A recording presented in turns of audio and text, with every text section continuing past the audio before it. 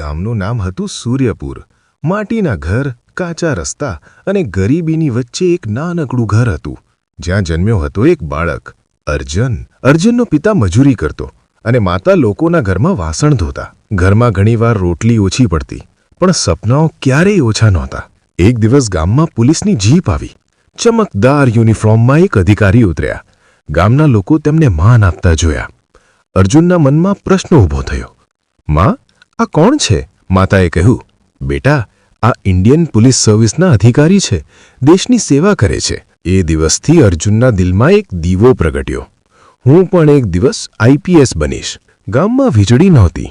અર્જુન રસ્તાની લાઇટ નીચે બેસીને ભણતો.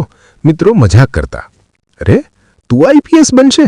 પહેલાં પેટ તો ભરી લે. પણ અર્જુન શાંત રહ્યો. તેને ખબર હતી, ગરીબી અપમાન નથી, હાર માનવી અપમાન છે. પિતાએ એક દિવસ કહ્યું, બેટા, તું મજૂરીમાં મારી મદદ કર. ભણવાથી શું મળશે? અર્જુનની આંખોમાં આંસુ હતા, પણ અવાજ મજબૂત. પિતા, આજે હું મજૂરી કરીશ તો આખી જિંદગી કરવી પડશે. મને ભણવા દો. પિતાએ તેની આંખોમાં આગ જોઈ અને મંજૂરી આપી. નિષ્ફળતા અને હિંમત. અર્જુને શહેરમાં જઈને યુપીએસસીની તૈયારી શરૂ કરી. પ્રથમ પ્રયત્નમાં નિષ્ફળ ગયો. લોકો ફરી હસ્યા, પણ તે રડ્યો નહીં.